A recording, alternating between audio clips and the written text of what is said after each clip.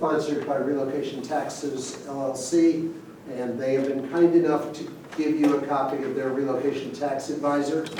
If you haven't seen it before, it's an excellent guide, comes out every year. Companies use it all over the country, and it brings you up to date on what's going on with relocation taxes.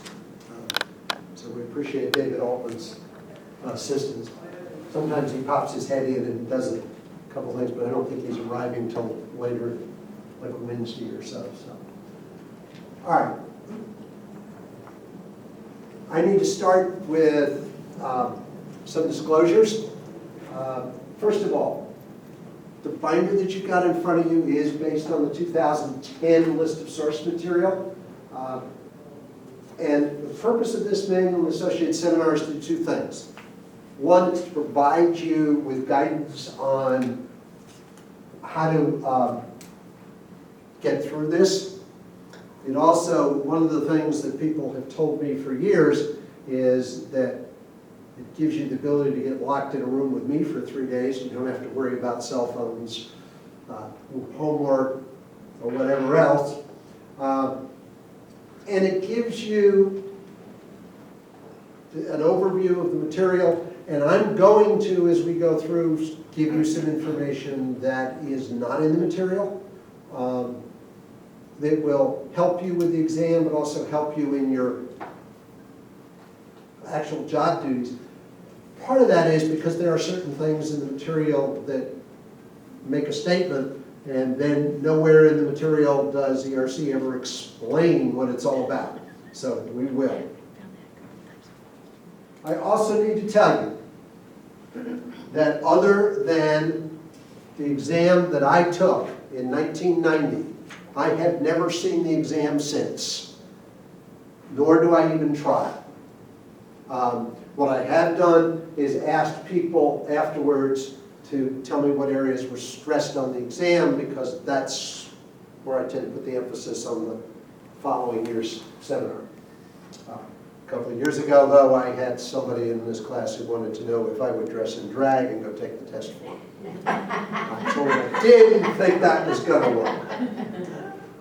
I also need to tell you, in no fashion or any way do we ever guarantee that you're going to pass this exam. My passage rate is close to 80% over 20 years, so I'm doing something right. But I need to at least get that out. Okay. I need some help from you to start with. Number one, I need a business card from each of you, because we will be having some door prizes. There are 3 door prizes listed up there. There is a 4th one that is a surprise, and I will tell you what it is when we get there. I think you're going to be pleasantly happy with it, because I didn't expect it, but it showed up. Simple requests to aid the flow. Number one, we will meet 8:30 to roughly 5 each day. I say roughly because depending on the way the class goes, it may be earlier that we find it's a best spot to stop. I will tell you, usually today we will end up with, and I apologize ahead of time, but based on the way the material flows, the last thing we will do today is taxes. Which usually puts everybody to sleep about 4 o'clock in the afternoon. No, we need to do that. So, we do that. Lunch will be every day from 11:45 to 1. And you will have probably a 10-15-minute break, once in the morning, once in the afternoon. I ask you to try to keep conversation at a minimum. For a couple of reasons. One, because just for everybody understanding what's going on. And second of all, not because I'm snooping, but if you hadn't noticed, I'm wearing hearing aids, and they are such that they will pick up everything you say. And then it distracts from what's going on. And finally, there is no such thing as a stupid question. The concept of relocation transition program, totally unthinkable. I will will tell you that this profile is virtually unchanged in almost the entire history of the industry.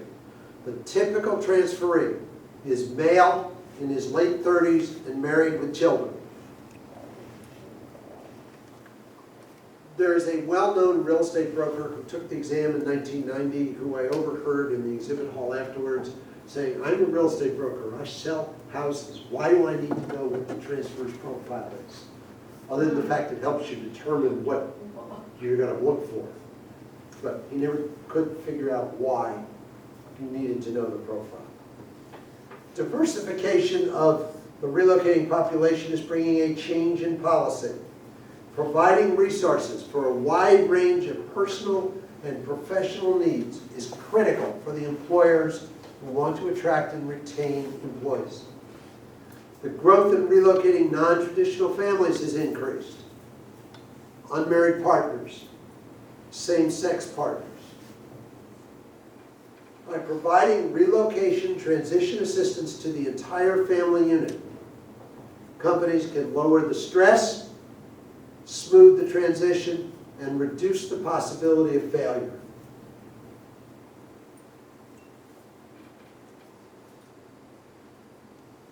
Here's a little formula for you to stick in the back of your heads.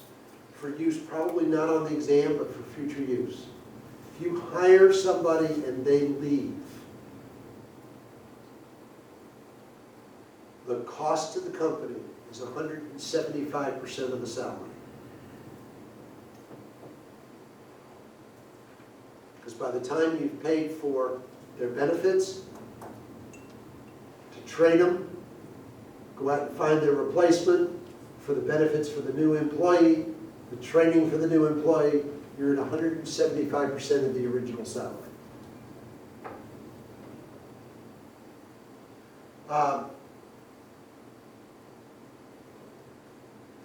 Employee, spouse, partner, and family services. What is it? What is it? It typically involves identifying and replacing critical services and recreational services that the employees and their families need to reestablish their life in the new location. These transition services may include research necessities, such as utility service providers. What do you need to do to get your driver's license?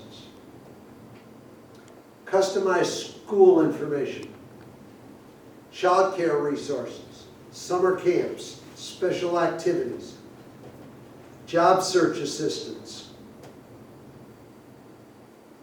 With increase in longevity, an increased number of transferees need assistance for aging family members.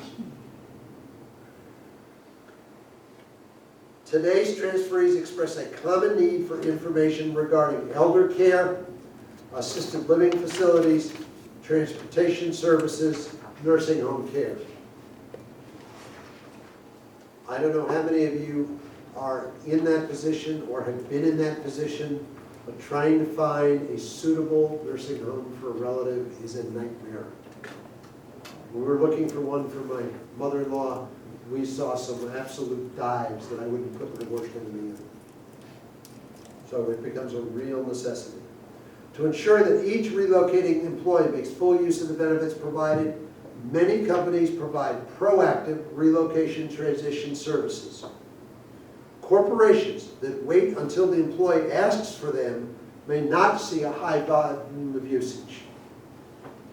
There is a belief, even in this day, by some corporate executives that if they ask for this kind of assistance, it proves to the company that they're not as strong an executive as they should be.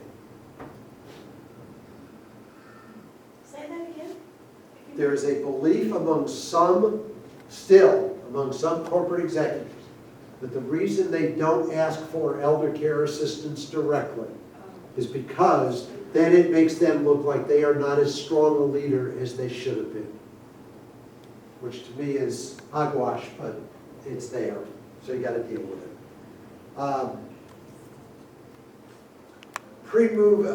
In order to benefit both the employee and the corporate